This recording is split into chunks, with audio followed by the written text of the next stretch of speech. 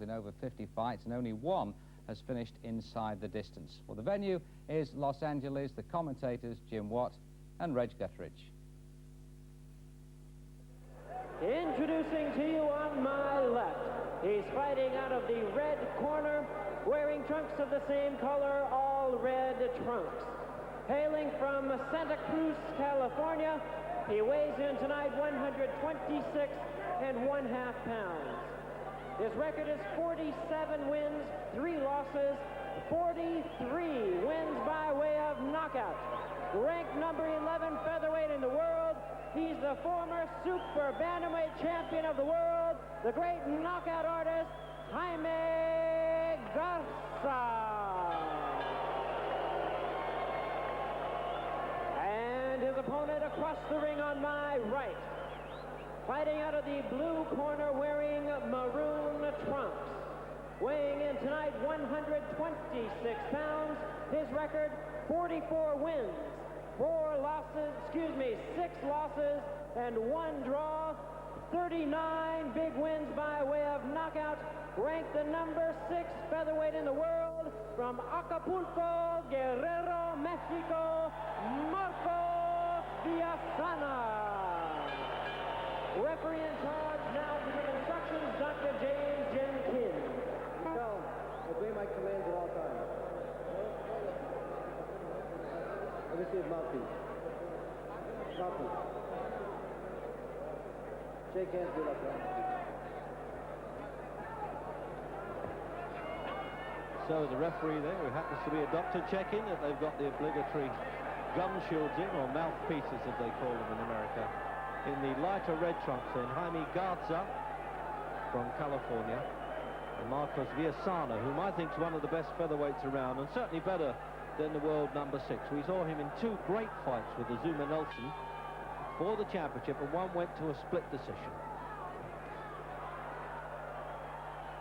And you'll find that these Mexican-bred featherweights, they really do get stuck in. Formerly super bantamweight champion, 8 stone 10 pound Garza. And, well, they call him the American pronunciation Jaime. It's a bit of a Jewish touch to that.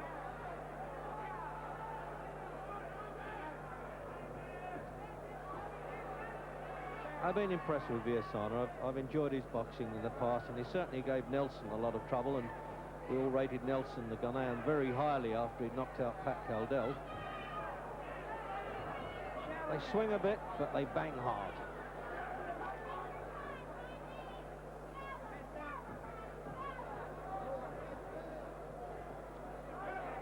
Only a ½ pound between them now, for what it matters. Garza has that advantage. So, minute gone, Jim, and a couple of bombers, these two, aren't they? There's always the unexpected bound to happen with these.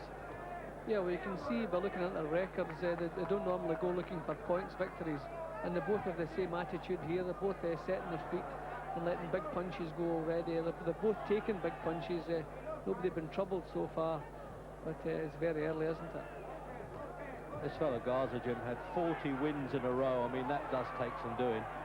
And then he ran into a punch there against Juan Metzer of Mexico back in '84. And he took a year out. He was so shocked at being bowled over.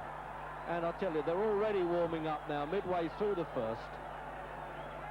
As Jim and I said, they stand there and they really let the punches go. There's a fellow in the audience getting his money's worth. He's enjoying that. Well, Garza was wobbled by a left hook just a few seconds ago, but he recovered very quickly, obviously in good shape. He's used to taking big punches because he takes chances, but he was definitely wobbled there.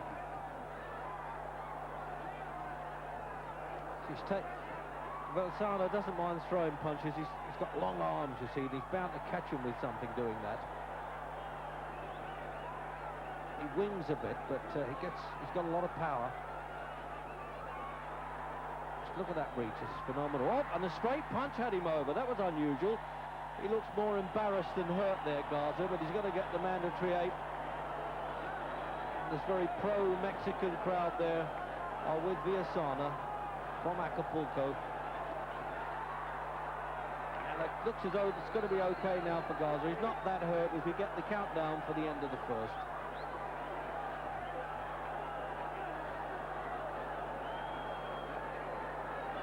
Yes, he's seen the round out okay. And Villasana's willing to take his time.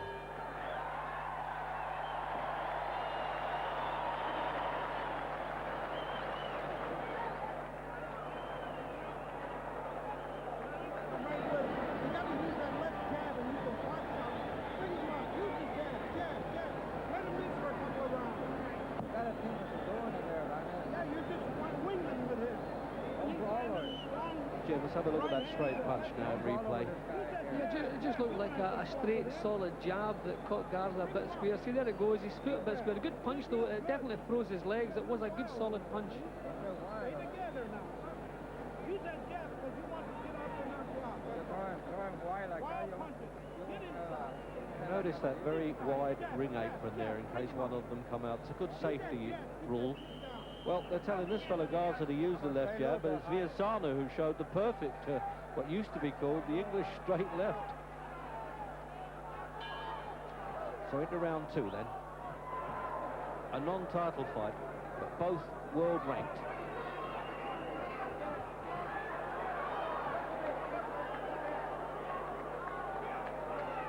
And of the two, I would have thought Villasana's the one with a little bit more hunger at the featherweight division. Garza's had his glory at the super bantamweight.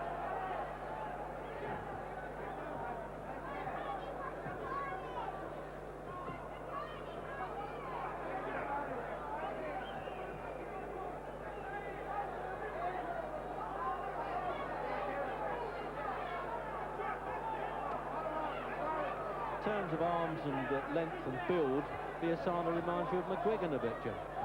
Yeah, that's a fact. He gets lots of length onto his punches. He's trying to get a little bit closer here in the second round. In the first round, he was throwing punches from way out, but now he's trying to tighten up a little bit and get closer to Garza.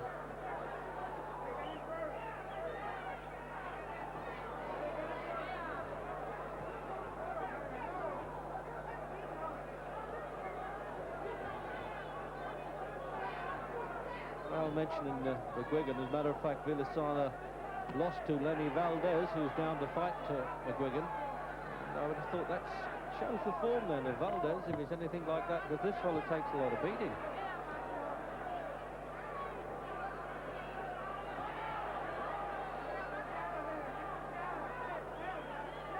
Midway then, through the second. I love the way these fellows come out bombing punches the whole time. They really, as Jim says, don't consider points verdicts worth having half the time. Probably the best bantamweight I've seen was Ruben Olivares. Oh, look at that, where they get stuck in, Jim, honest to God.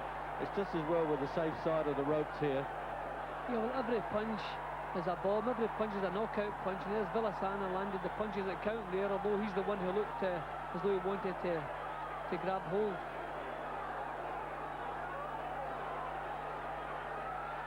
Well, you know what they say in the trade, Jim. They're not trying, these two. What a left hook that was at the finish. See, he was trying to take over there, Garza, and he met his match, didn't he? Because Villasana just waited and swapped punches and then picked the better punch of the two. Less than half a minute to this round. And the way the crowd react, they really force the best out of these fellas the whole time. Well, it's a bit like a cockpit. Really got him in there in this arena. Only it would be coming up the end of the second round. It looks as though they've been going for 15 with the amount of punches being thrown, and I don't think that spectator's going to stay the course.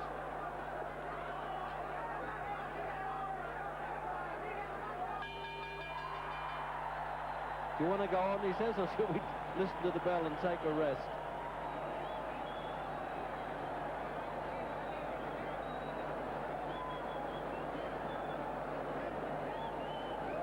Benny Giorgino there in the corner with Garza, an old-timer. Jim, another replay.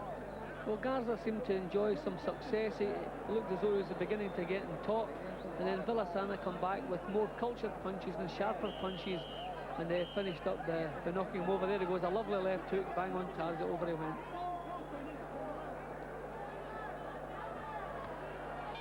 Round 3, and Garza did well to recover from that punch at the end of the second there. Well, would have knocked over most fellas, and most of them would have stayed down, I should have thought, from that. Well, as we said earlier, vastly experienced fighter, and when you win 40 on the turn, even if you do run into trouble, you must be a decent fighter. There couldn't have been many flukes along the way there. Well, they might be fighting with their face a bit, Jim, but they're certainly giving value. Yeah, it's just a typical little Mexican battle. No defence and just let's go on with it. Garza's been caught with his head up in the air once or twice too often. They've both landed their best punches, but Garza seems to be the one who's been troubled more.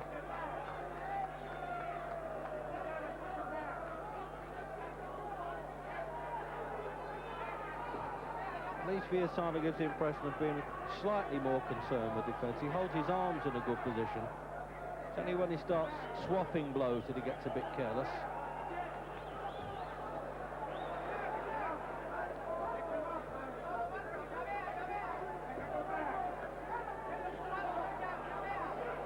Impressed with that jab of his, Jim, Villasana, aren't you? We've seen the knockdown, of course, but he looks like he hurts with it.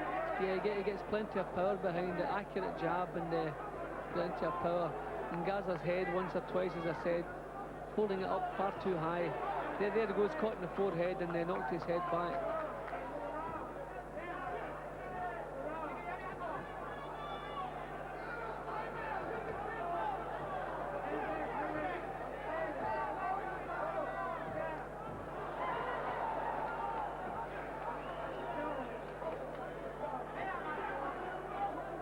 Los Angeles, of course, always been the hotbed for American, but particularly Mexican fighters.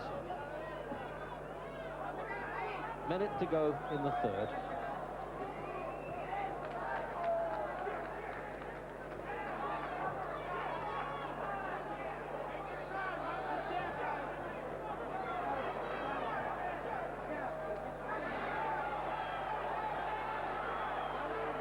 Well, it's a treat to be commentary on this, Jim, because you can really stand back and admire it, and once you've just given some information, you can say, well, now let him get on with it. That's the sort of fight this is, isn't it?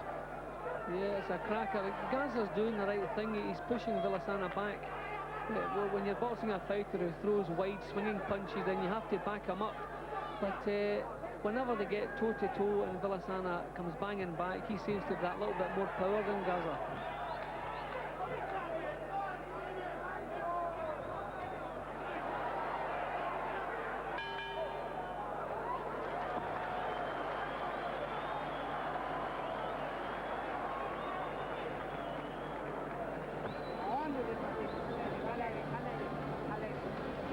Villasana there more or less crept his way in there to throw that overhand right. He just sort of sneaked in. He stood off at long range for a while, and then he got close to it. He's definitely going for the knockout now. He's not that he hasn't started that way, but he's just getting the range that much more.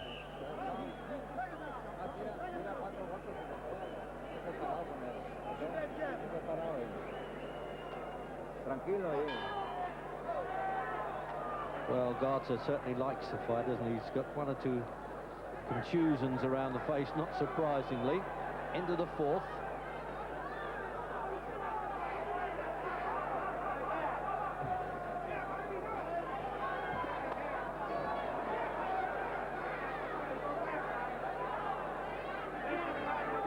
Villasana definitely just taking a bit more notice of defence, Jim, if we can say that, isn't he? Yeah, and he puts his forehead down that little bit lower so that the punches he has to take, he's braced his neck muscles and he's taking them on the head, whereas Garza has his head up that little bit high, and when the powerful punches come over, he's taking the full force of them. So even as the jab landed there on the forehead, it knocked his head back.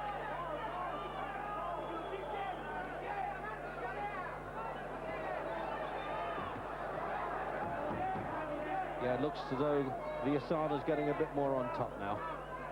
But nonetheless, when you're in with a dangerous puncher like Garza, you could never afford to take it easy.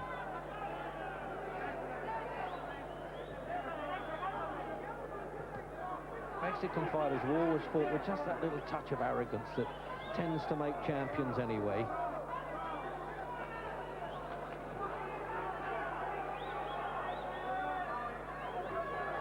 Salvatore Sanchez was a great fighter at this weight featherweight. He defeated Pat Cowdell, but that at least was a 15-rounder.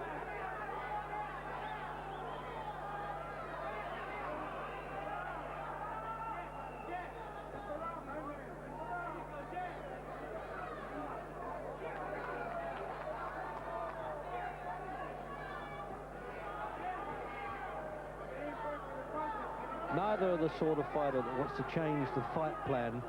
They know what they have to do. They want to stand in front of each other and get on with it, Jim. There's no sort of hitting and running and trying to do smart things now. No, I think that they're both pretty set in their ways. They're both aggressive fighters with good knockout records. So obviously they both feel they can knock anybody out. But I feel the way Villasana's head's that little bit lower. He's taken the punches better, and he really has shown some powerful jabs.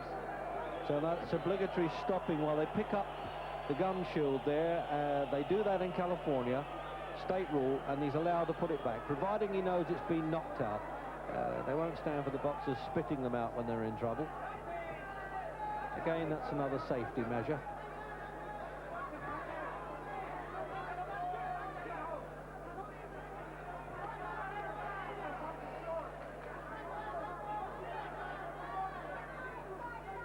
And there it is, coming up then the last 10 seconds of the fourth.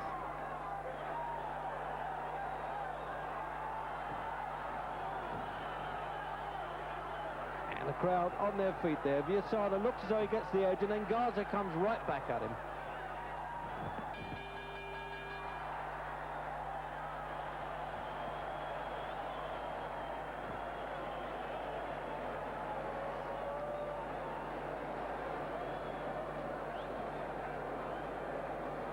What atmosphere they generate in Los Angeles for these fights. As I said, there you are, the battles are showing, Jim, in replay. Well, they're both taking full force punches, and just at the end of the round, I believe that was the punch that really hurt Garza, but still he's up there trying to fire back. Back he comes again. But again, when they were toe-to-toe, Villasana was the one with that little bit extra power, and Garza was the one in trouble. Out for the fifth. Villasana can really bang with either hand, he's shown in the past, and favoured that punch, the left hook, a little bit.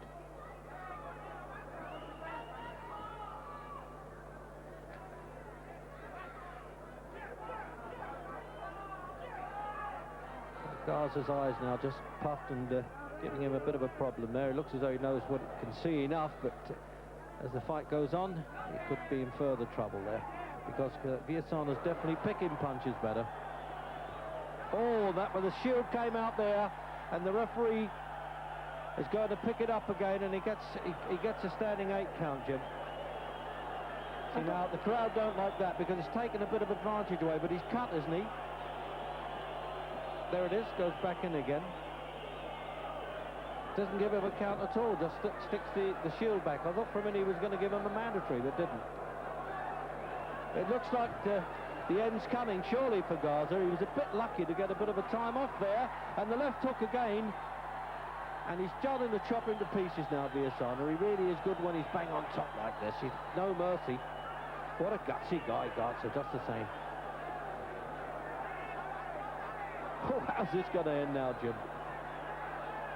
Well, just as it looked as though Garza was right out of it, he comes blasting back again. But his legs certainly showed the effects of those punches. He seems to have recovered now, but those were really good punches he took, and he was badly shaken. Can't imagine Villasana letting him off the hook too much now. He just looks as though he's making up his mind. What do I do now? I've hit him with everything. Midway through the fifth. Oh, the left hook, as we said. And he didn't get away from that one. He picked that well. He just had a breather for a second, Villasana, then decided to unleash the punch, and it's all over. And Benny Giordino's got in there. He's interrupted the referee's count anyway in the fifth round. And the commission doctors are also straight in the ring. They'll leave him there for a while. And the usual congratulations for the winner. And what a good fighter this fellow is.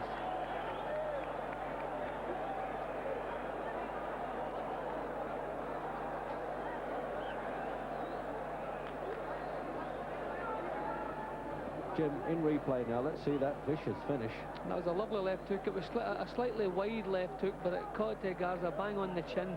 Bang on the chin. Look at the way his head whipped there. No chance of recovering. He was out before he hit the floor.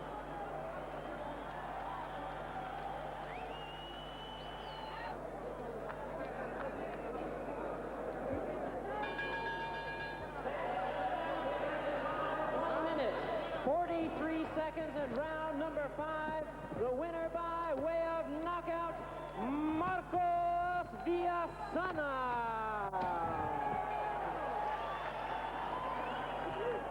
Well, a tremendous win there for Villasana. Barney Garza, who's been a great slugger, as we said at the start down the year, says he's going to retire. Lone Star State displays its colors as this land rich in history puts pride on the line.